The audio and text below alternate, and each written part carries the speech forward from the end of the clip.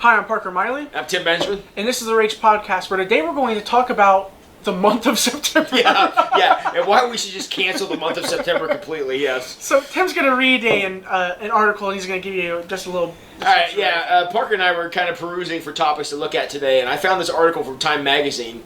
It's by Belinda Luscombe. I don't know if I'm saying her last name right, but...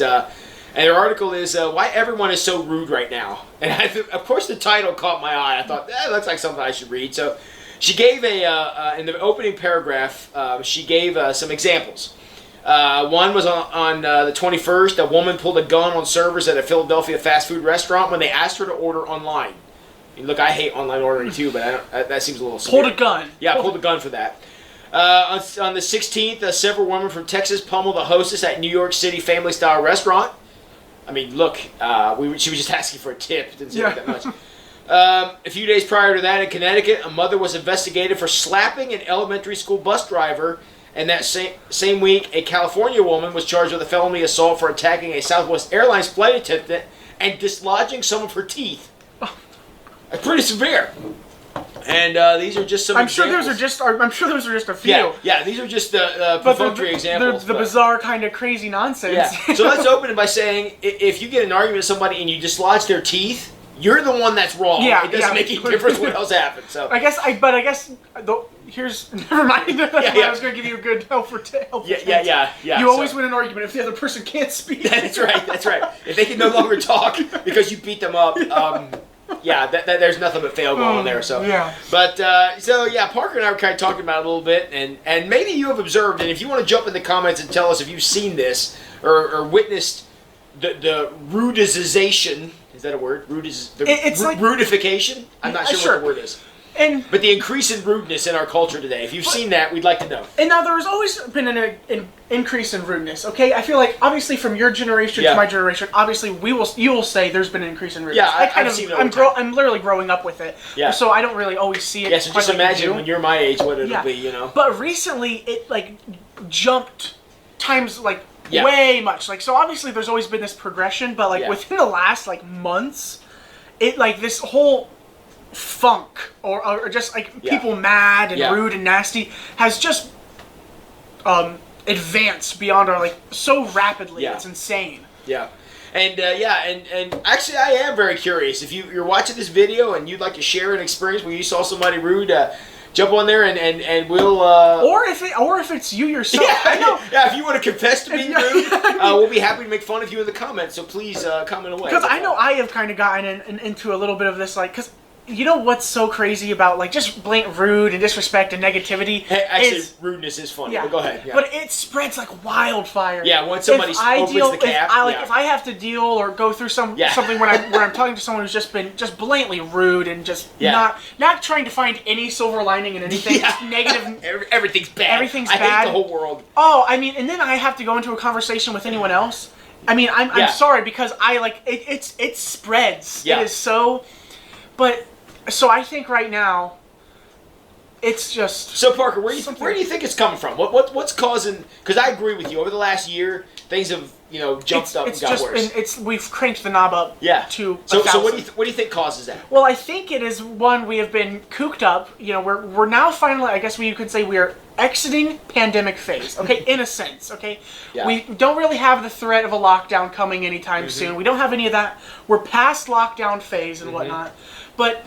Now we still live in a world where there's people in charge who can whisper all these, hey, we're going to threaten to lock you down, blah, blah, blah, blah, blah, blah, wear your mask, get vaccinated, and all these things. So there's all these factors that people now have in their lives that they have to make. You got to make a decision, okay?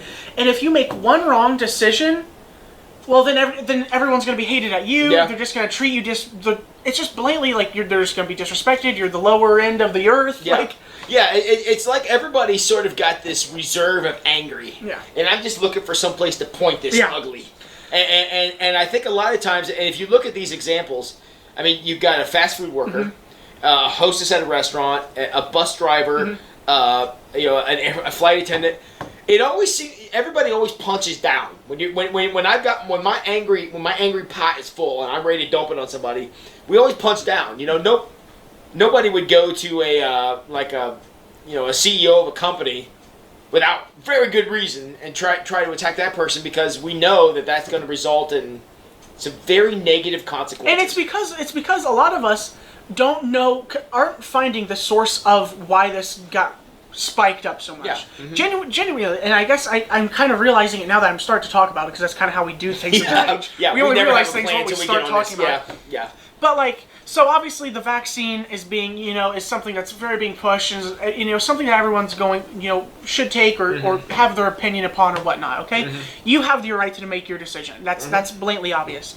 Now there are some people who say, well, if everyone just got vaccinated, well then this whole thing would be done. Okay, we'd be able to go all back to normal and whatnot. And then there's obviously going to be some people who won't get vaccinated. Okay, there's going to be some people who have questions, would like to know a little bit more, would like to see at least a year go by with the vaccine before they take it. Okay, which is also legit. Which is also everyone has a fair reasoning. There's no right answer to this problem.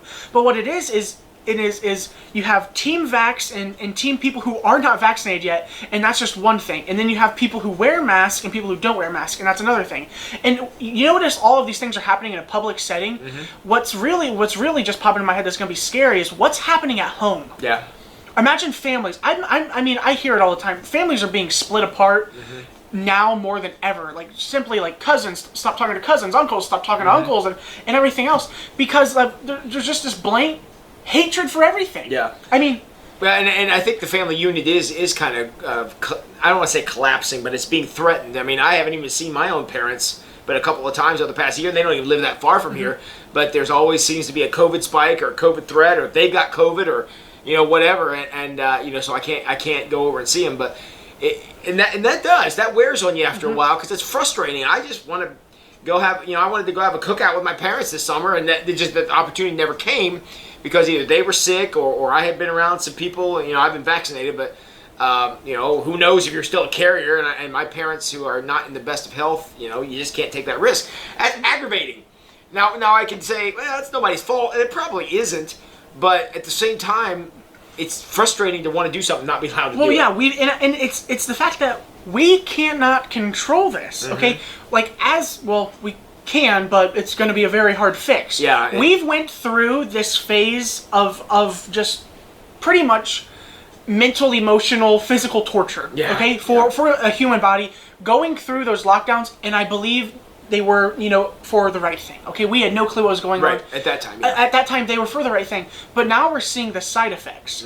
Now we're seeing, between the COVID precautions, political division, and people talking about equality and how some certain groups have a ball and chain set on them and everything else. It's all starting to overflow now. Right. All the idea that we could just shut down and not have any consequences from that at all, that was always a bogus argument. We are facing the consequences. And now we're seeing that. Again, no commentary on whether or not the lockdown was required. Yes, okay, we didn't know. We were doing what we had to do at the time. But, but we understand now that we're having an adjustment to come back to this. So, anytime you're going to recover from something, whether it be an injury, whether it be a disappointment, whether it be something in your life, you have to go on a trajectory. You have to be going toward health. So my question I want to pursue now is, are we doing that? Are we moving toward a more healthier thing, or is it getting worse? Absolutely not. The question to that, from what I see, absolutely not. Notice all of those examples. Simple flight attendant, McDonald's worker probably, and a school bus driver. Yeah, okay, minimum wage all people. of those people have no power, no control of real. I mean, honest. Let's be honest. That's not like a hierarchy. I'm making authority rules. Yeah, whatever was the person was mad about that beat them up. Yeah. They were not. It wasn't their rule. It wasn't their rule. Yeah. It was just a bus driver, a flight attendant, and probably a fast food worker. Okay, those people. It's nothing like that. So when we start to so obviously there's a certain progression, okay? Yeah. Say, let's go, it can be political or it can be, economical. Like, so say there's this big business owner, okay? And he does something and all of the employees start to get mad and they enforce this new mandate. So say you can't go to McDonald's unless you weigh 150 pounds, okay? And then so everyone that's 150 plus is like, blah, blah, blah, blah, blah, and we just blow up and blow up and blow up. But we don't realize that the problem is not what these people can control. Right. It's the fact that there's someone else. There's a disconnect between where the rule gets created and where the rule gets enforced. And that's why you got to be very careful about rules you put in place. Even legitimate rules like, possible masking in certain situations or whatever. If you're going to make a rule, somebody's got to go enforce that rule. And that's why we got to be careful about doing that, because yes, clearly as society we need some rules. I'm not saying, well, anarchy, everybody do what you want. No, obviously not. Because there are some rules out there that the price of enforcing them is clearly worth it. But I'm not sure that in this situation, those consequences have always been fully considered, and maybe because they weren't fully known. But now here we are in a place where we are going to need to come back from something, and I don't see us doing a very good job of that, at least. When we stop holding accountable the people who are making these actions on our lives, because that's what it is. If you lived in America, you went through the shutdown. It wasn't by our own will. It was by the people who are technically in charge of us, okay? Yeah, and they were doing the best they could do. Yes, again, that's no problem. But like when we stop realizing that the problem is created by not by us, but by the people who, we got to figure out who or what created the problem. Yeah. And that's where, if we're going to let out any anger at all, that's where the anger belongs. Not at the McDonald's worker who had nothing to do with it. Okay. And that's the problem. I can't get to the people that I perceive are responsible, so I'm just going to get this guy because he's right there. Because boom. And that's just it. When you displace your anger away, or at least point it in that direction, that's not good. And I guess the moral to the story here is we want to encourage you to find healthy outlets for that anger, because it is frustrating. Even if it's right, it's still frustrating, and it's still something that none of us like, and none of us any of us want to deal with. But we're still here, and.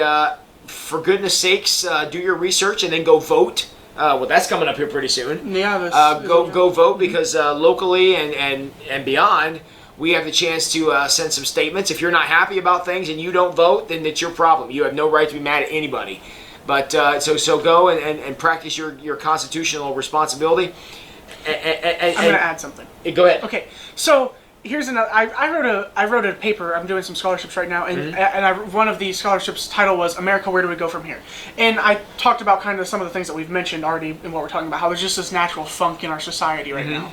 Well, and do not be the kind of person who judges people based upon how they respond to that right to vote once every few years. Okay, if you're going to just blatantly block someone out of your life because of how they responded to their right in this nation to vote, or you disagree with how they used the right, get a life. Yeah. I mean, honestly, if you're gonna it happens all the time, and this has been something that's going on forever. Political division's a thing. Okay, it's actually gonna become a serious. The only thing you can do if you disagree with how somebody votes is go cancel their vote by you voting the other way. Okay, so that's all you can do. Yeah. There's no reason to get so, crazy. Okay, if a person It's something that everyone has the right to do, and I hope many of you all do it. I hope all of you all do it. Yeah. Yes, but do not be the person who gets so just frustrated with someone because of how they respond to that right. Yeah.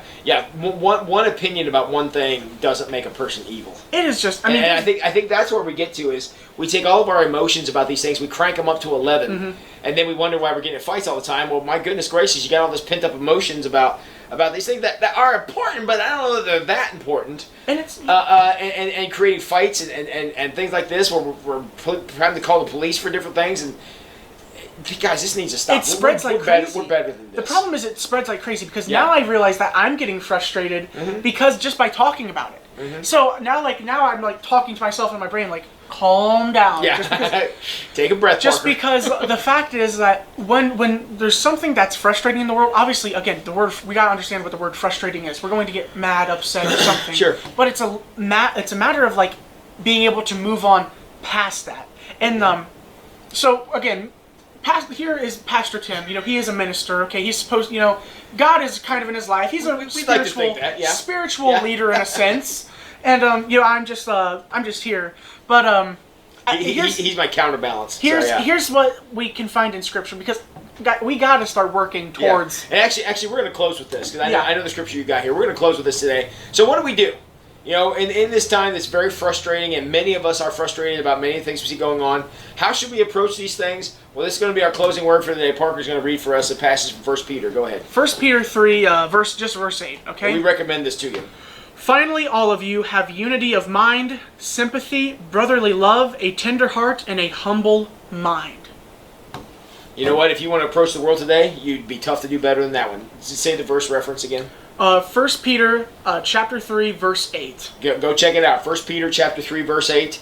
If you're dealing with anger like many of us are, and you're trying to figure out what to do about it, always filter your responses through that verse. So that's what we're going to recommend to you. So friends, understand that calm is the way to go. Calm and level head. So we hope that that's what you get from this. A lot of this anger is not well founded, and it's certainly not doing good things for us. It's time to move on past this frustration. That's what it is. Yeah. All right, everybody. Keep smiling and have a great week.